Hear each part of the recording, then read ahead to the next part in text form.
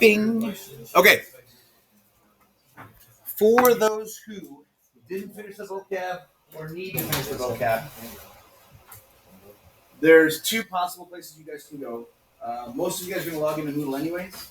So this is that link. I know some of you guys have already seen this. So if you log into Moodle, M2JS2, and you log in, you'll click on this, and it's your school username, school password. If it's not working, I'll throw out the cheat. I'll actually probably put it up on the Moodle site so you can see it. There's a cheat entrance, like a school username, school password. That'll get you in. Okay. I don't think we have to worry about Java anymore. That's kind of gone away. It's like full on just from the website. Everything you can find in the glossary in there. Okay. So what we'll do is tomorrow when you come in, let's plan on tomorrow you doing the vocab during class unless you finish it tonight. If you finish it tonight, then I can have you take the quiz tomorrow because the quiz is over the vocab and what we're going to talk about today. If not, then what we'll do is I'll bump everything back for you till Monday. Okay? All right. For tomorrow, when you guys come in, again, this is going to be very, very similar to what we did last Friday, except our quiz tomorrow is an official first actual quiz. So the one that we did was the fundamentals of vocab. That was Tuesday. This will have a Friday up here. I apologize for not having it up.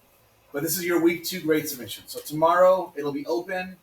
You'll have the ability to type in your grade and just submit. That's your easy 10 points.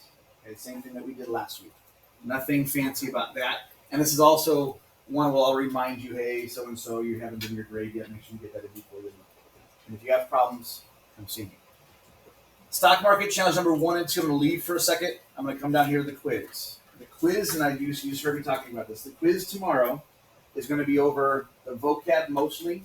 So you're probably going to have, there's 26 words. I'm not going to do all 26, but you'll probably have maybe 10 or 12 questions, maybe 15 in vocab. But you're allowed to use your vocab worksheet on it. So it should be the easiest quiz in the world because the answer should be right there in front of you. Regarding the grading of the vocab for economics. Government, you can tend to get away with paraphrasing a little bit. For economics, you guys have to be very, very careful. Like marginal benefit, some of you guys gave me like 2-3 words and missed the actual meat of the definition. So if I see it that blatantly obvious, I typically mark those wrong. If you give me a majority of the definition, you're probably in good shape for when you get to the quiz. But just be careful when you paraphrase in economics because you can completely miss the whole meaning of the word if you don't write it down. So tomorrow, mostly vocab. There's a couple different versions. You'll see multiple choice, or you'll see a matching one where you open up and you'll see like 7 or 8 definitions, and then a box, and you have to pick which definition matches that definition. Which word matches that definition. And then you'll probably have 2 or 3 questions from the notes from today and from yesterday. So nothing major because we're kind of just starting. Next Friday, you'll have vocab and a little bit more content questions because we'll have gotten through a little bit more of the notes. Okay? Now, so that's the quiz. And remember, tomorrow when I have it up on the board, that's priorities. So grade, quiz, then project. Because the project, I'm giving you a full week to get done. And the one I'm giving you for this week is actually super basic and easy. It's not. If you spend more than 20 minutes, you've spent too much time on the one I'm giving you tomorrow. The one that is due officially tomorrow is that challenge number 1. All the answers from here. Here's the PDF. I don't have any more physical copies, so you'd have to make your own or do it digitally. It's up to you. Yes. I tried accessing that on my phone. But yeah, the phone would be hard to do. Yeah, I couldn't. Yeah, so you're probably going to need yourself a PC if you can get one for that. Could I borrow one from you? I cannot give you those. Okay. That's the school or your home school is the one that's going to keep those to you Okay. if you get one. You may have to find a friend that's close by that can help you out with that. Okay. Yeah, I'm limited on that stuff. All I can really do is give books away, not books away, but sign out books. That's about as far as I can go. Yeah. Now did you get this last week? Okay. Awesome. If you finished it, well then good, you're done. If not, they work. I think so. Okay.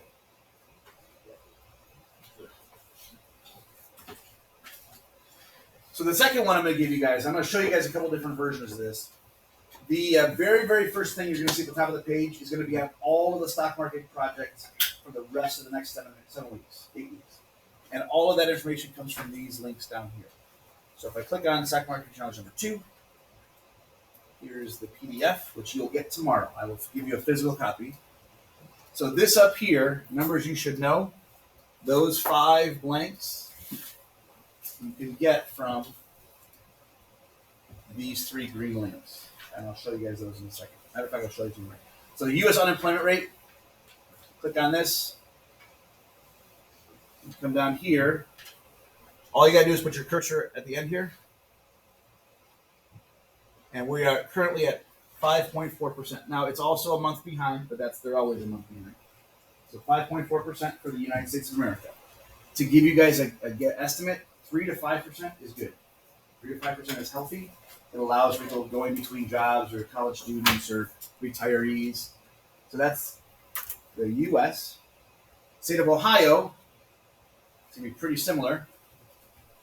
But this one's more of a chart situation. So you come down here and you'll see unemployment rate. Don't do the unemployment, do the rate. Also over here, 5.4%. Right, so right now, both are the same. In September, once September hits, they'll give us the August numbers. So that number may change, so keep that in mind as we're going. The other one is the Dow Jones, the NASDAQ, and S&P. Now, for some of you guys, it might make sense. Some of you guys would have no clue. I will tell you right now, if you see something in red, that's not good. Okay, red is bad, but those are the numbers you guys will write down on the worksheet. Will be this number for the Dow, this one for the NASDAQ. Right now, all that's telling you right now is that they're not trading as well as they should. People are selling more stocks than they're buying. Which, if you're looking to buy stocks, if you want to buy them when they're cheap, now might be the time to go look at. Yeah. Nope. So those are the 3 numbers. Now, sorry to do this to you, but the Dow, the S&P, and the NASDAQ, these are switched on your worksheet. So just you'll see that tomorrow when you get that. When you guys pass it to that. All right. So those will kind of become like the redundant things every single week. With the worksheet itself, we're going to look up different companies and different symbols. So, out of complete and utter curiosity, if I were to write Starbucks as one of my companies, does anybody know the symbol for Starbucks? It's TV. How do you spell bucks? Yeah. Right? Oh, it's right. You're right. Yeah. So Starbucks, that was right. The one thing I find every year I have 1 or 2 students that will draw the symbol, which for Starbucks is quite impressive, because it's that like mermaid thing. And I always have to give them a sheet back and be like, I just needed the letters. And they'll spend like a good, or like Ford, they'll write the Ford in cursive for me. And I'm like, that's really nice, but I just need the F. Right? So Ford is F. I'm going to show you guys where you find the stuff. Super basic. There's 2 versions of where you can get the stuff. And then all you're going to do is keep on find 20 companies that you might be curious about or you're interested in legit. So here's one. Let's see if you guys know this one. What do you think? GM. How about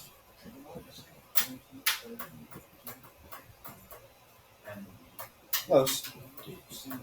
MCD. I'll give you one. Here's one. This is a trick question. See if anyone knows this one.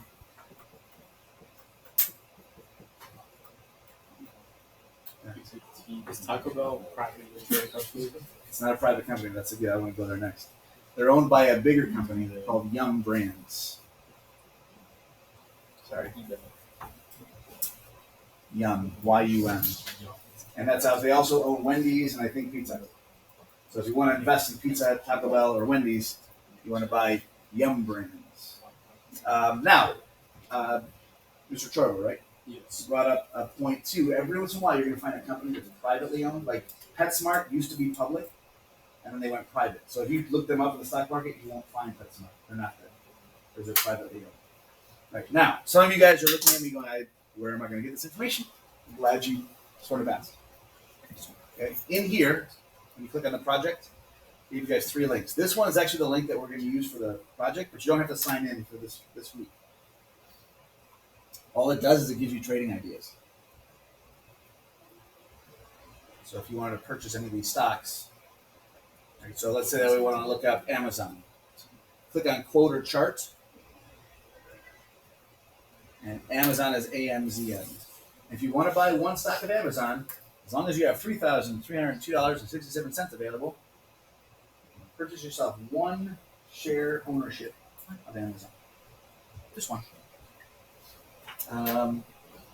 Let's say that you're looking at this and none of these appeal to you. Just refresh the page.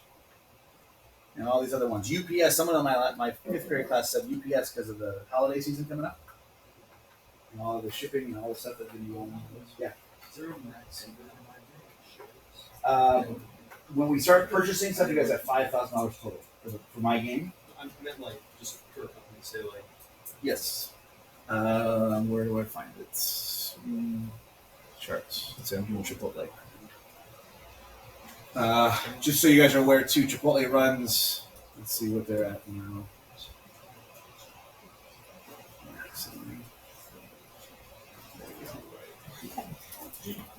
I think, yeah, they're at like $1,900 right now for Chipotle if you want to buy one stock.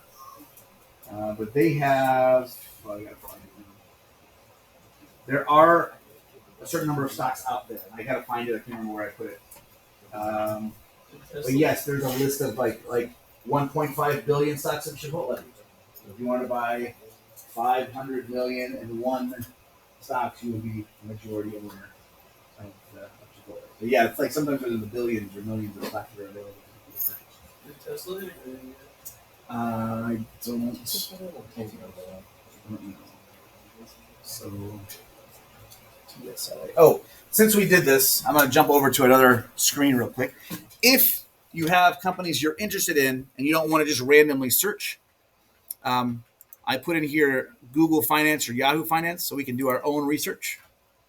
So you could actually type in here, let's do Tesla.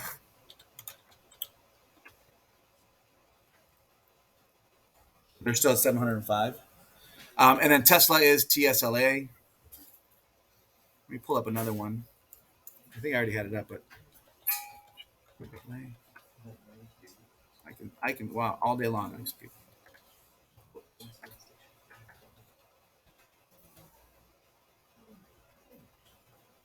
Okay, so Chipotle, $1,908 for one stock, right? Now it looks like it's doing really, really badly, but this is just today. If we go to the year, not so bad. If we go 5 years, even better. Anybody by any chance remember what happened on this date in 2018? Yes. Was that the day that the people were getting sick? Yep. They had a big, huge E. coli breakout. And so that was the stock at that time was, let's say, $255. So even though it was bad and everyone was selling their stock, imagine back in 2018, if you guys bought just one stock, $205, and to say today you decided, I'm going to sell it. You today in your bank account have approximately $1,500, $600 just by owning a stock. I didn't do anything. Imagine if you bought 10 of those stocks. Imagine if you bought 1,000 of those stocks. This is where, anybody ever heard of day trading? There you go. I had anybody in here software engineering, web development. The teacher that used to run that program, who's since retired, was a day trader, and he was the first teacher in school to have 3 monitors going at the same time. 2 of them were school activities.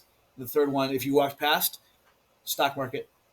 And all day long, as he was talking to the kids, he would give them an assignment, and then he would buy and sell some stocks. I think he left the school 7 or 8 years ago, retired, millionaire. Yeah. But he invested constantly, all the time, nonstop. Yeah. It's what they. Has anybody ever heard of capital intensive? So for a capital intensive, it takes money to make money. So I got to put money into it to get money out of it. You can't really go in the stock market and just hope to make money. You got to do a lot of research and investment. So I will tell you guys, a lot of my students, I shouldn't say a lot, I've had students in the past use this information and research to purchase stocks outside of school. Feel free. Have fun. Enjoy. It's your money. Last part of the worksheet, right here. So of the 10 stock, 20 stocks you chose, pick 10. Tell me why.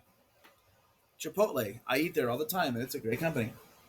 Ford. I'm a Ford family, and we really like their cars. GM. I also like GMs as well. I don't know. Whatever. Doesn't have to be anything special or fancy. Um, but that's the assignment you'll get tomorrow. That's not due until next Friday. Questions you guys can think of right now. So there will be questions tomorrow. Perfectly fine. Just come see me, and I'll walk you through whatever I can.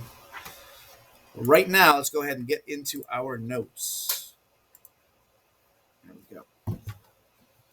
Okay, for those who gave me their vocab, by the way, I know I said this, but I'll repeat myself. I'll give those to you tomorrow.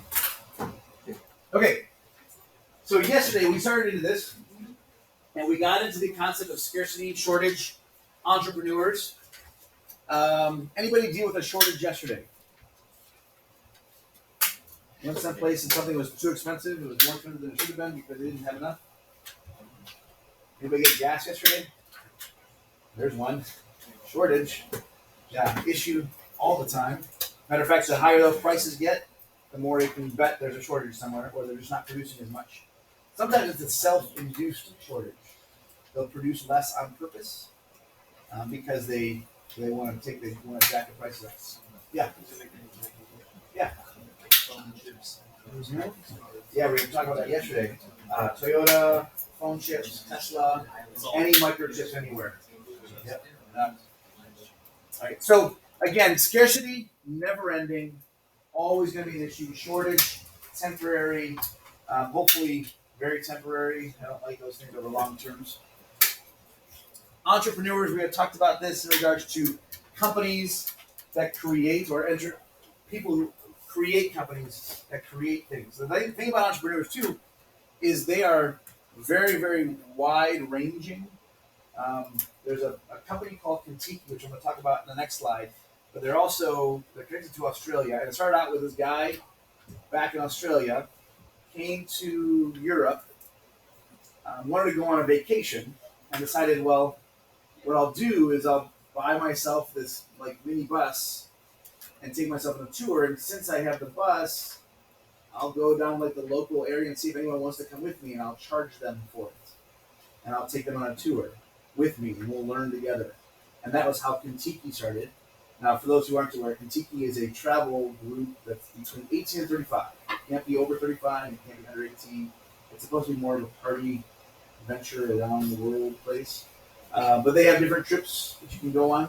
But this guy decided, well, he was going to try to sell the bus, and he couldn't. So he decided, all right, I'll take another tour. I've already gone on this tour, so I'll just take them with me now for a second time. And he just kept on upcharging it, and now they have a worldwide company that takes people on tours of different places around the world. Right. So unique, difference, fun ideas. So this is new. So what they do is they take the three resources that we use in business: land, labor, and capital, which I'll get more in the talking, and they combine them, and they use them in different variations. So land, anything natural, anything that's from the earth that we haven't really altered or changed or adjusted. Anybody know anyone who just owns land? Could be a farmer too, and that's the land itself. I know you might farm it, but you own that land. That's actually if you're ever going to invest in something, land or space is the thing to invest in. I have my landlord for the place that I'm after the gym. There's a part of me that actually a couple years ago, Mr. List, the guy that runs the maintenance here, he and I talked about trying to buy the building that I have. Because right now I'm paying rent. I pay every single month to this gentleman. Well, my company with my other owners, we pay him $5,000 every month. $3,500 for one section, $1,000, so about $4,500 a month in rent for this guy. I want to imagine he's almost paid off the building. He's had it for 30 years. So it's paid off every single month, and that's just one unit. There's 5 other units, plus he's got storage space in the back that he rents out. So he just owns it, and people just pay him to use it. It's free money, especially if it's all paid off. Anybody ever watch any of those house flippers or rental properties? That's all about I own the property, and now I'm just going to make money on the people's living in the property. There's issues with that, but in itself.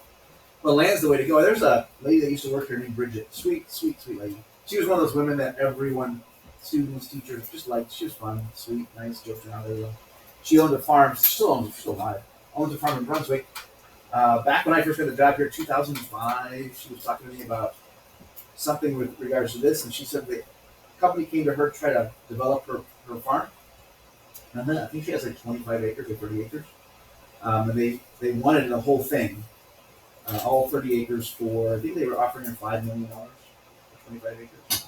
And it was a family farm. No, I'm not selling it. 2010, she and I were talking again. I said, how's that whole, did anything happen with that? She's like, no, they came back this time with $10 million, the same exact amount.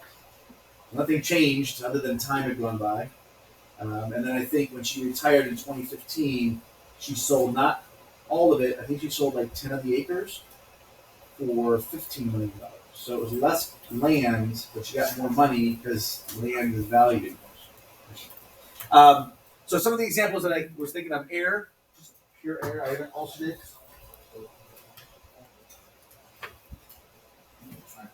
Think of all those lovely big windmills, moving air. Water, again, not altered, not filtered, just water as a source of energy, water as a source of fish, and all the other stuff that's in there. Lumber, oh, yeah, there we go. Shortage, here's a good example. Last year I bought a 2x4. I bought like 5 or 6 of them for like $30, $20, something like that last year. This year, I went to buy 1 or 2, it was like $20, like $9 for just a 2x4, 8-foot piece. I bought a piece of trim. I want to say about trim, like they're called T trim. It's between 2 floors. You have to connect them. So I bought this one piece. I didn't do anything with it for like 4 years. It was sitting in my garage, and of course I had time over the summer, so I'm like, okay, I should clean this up. And I put this piece down, and it fit. There's one section, but I had a whole other section on the other side of my kitchen that I had to do. So I went to get the exact same trim. When I bought it back in 2018, 2019, it was $15, $20 max, because it was stained and it looked like it was like fully already prepared for me. I bought 2 of those same pieces a month ago, and it was $100. Same 2 pieces, same design, same everything. So yeah, lumber shortage. Coal. Now I always get a little chuckle out of the coal thing. If you guys have ever tried to figure out irony, this is a good form of irony. Tesla has all these electric charging stations. And what's the idea behind Tesla using electric power? Not pollute. Guess where they get the energy for the electric power? From the coal. I always think that. Right? Or natural gas, right? So there's a little bit of irony in that one. Petroleum, right? This isn't everything. Everything. Your phone cases, your contact lenses, your hair supply, hair products, shoelaces, rubber soles, plastic bottles, you name it, there's petroleum in everything. Paper bags has petroleum in it. And then minerals, anything and everything we get from there. All those vitamins. The air, the oxygen one, I'm kind of doing a little tangent here. Has anybody ever heard of oxygen bars? So there are locations where you can actually go into a bar and they'll serve you pure oxygen while you're sitting there drinking and or having lunch or dinner. And what you do is they have a tube that runs, you get those little plastic pieces up your nose, you just breathe normally over your ears like if you're in the hospital. You can get different flavors, pineapple, strawberry, peach, Yeah.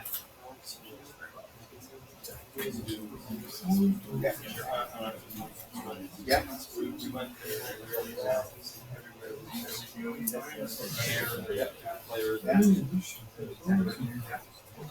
All right, this next one. So again, land, natural resources, labor. Labor is the effort people devote to tasks for which they are paid. Now, this is one of those moments where I'm going to go down a road, not long, for just a couple seconds here, because I don't want to do the deep dive, because I know it could go bad places. This, in economics, not dealing about right or wrong, economically speaking, anything anyone does devotes to tasks for which they are paid. Anything and everything is open here in economics. So we're not talking about rules, legal, illegal.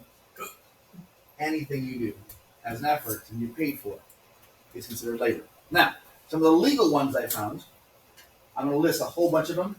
You guys can write down as many as you want, or just fill in the blanks that you guys see here. But these are ones I came across that I thought were just super, super kind of awkward and weird and cool and different and neat. Speaking of that, there's one that's not on the list that I found. I don't think it's on there.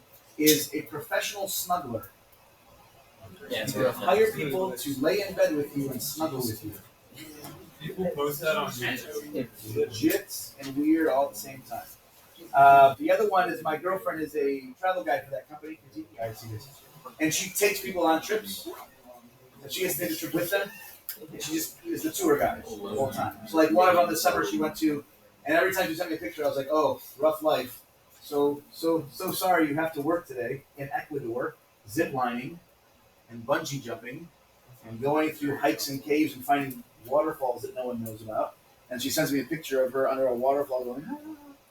And I was working on something construction at my building, and I was like all dirty, and there's big huge piles of wood behind me. And I went, ah. But yeah, there's all sorts of fun ones. Color experts. Yeah, now this is a variation on that. You can go down all sorts of different roads. Hey guys, yeah, notes up. Notes. Yeah. Thank you very much.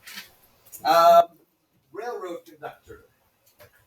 I've heard someone told me that they knew somebody who was, and they were pulling in like near six figures, like $80,000, $90,000 a year as a railroad conductor. Just on the train Amtrak, and then just take tickets and walk up and down and make sure. Body painter. Look this one up. Not that much money involved, but if you're well known and you're like working for modeling agencies and you're doing like catwalk stuff, then there's some money in there. Live mannequin. Yeah. Again, not a great paying job. Well, there's other ones too that are like. Has anybody ever been to Disney? They have those bronze people that are at Disney, like downtown Disney, so they actually perform all day long. It's really kind of Oh yeah, yeah. everything's Professional bridesmaid, which interesting. That's what you get when you have no friends. that's exactly what it is. You have no friends. I need someone to my party. And when you're lonely, you get A flavorist. So this one I'll show you guys a video on Tuesday, probably. Actually, no, I will on Tuesday.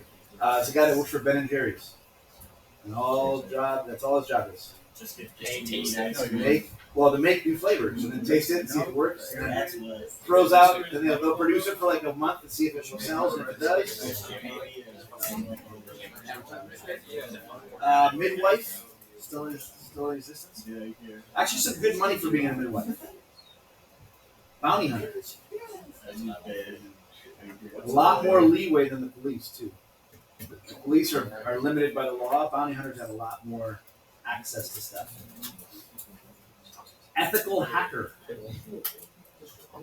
So like Facebook or Twitter will hire people to hack their system so they can find out the flaws and then they can fix it. Video game tester.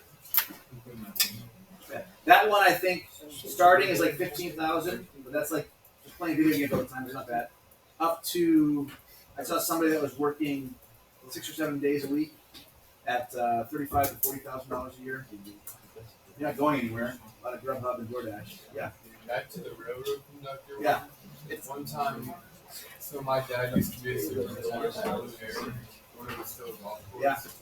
And we were sitting by one of the tunnels. There's a guy in the train that's sleeping. Not a difficult job. Yeah. Water slide tester's a good one. I like that one. Lego sculptor. So all those things you guys got that you see from Lego, someone has to create them. Who in here has Disney Plus? Okay, if you have a chance, if you're at all into Disney at all, there's actually they do a little history on Walt Disney and where it came from. They talk about the Disney Imagineers and lots of interesting stuff. Chocolate consultants. Island caretaker. Professional sleeper. Mattress companies.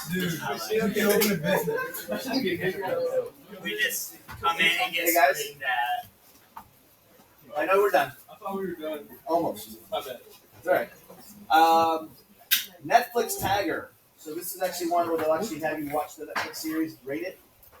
And I think this one I looked up was like 35,000 a year. So people do all this stuff pretty much without getting 35 grand a year to just take Google Trike Street View team member. that is. So you actually have that camera on your car, on your tricycle, and you gotta go around. And just Seriously, like, where do you find these? pickup artist instructor.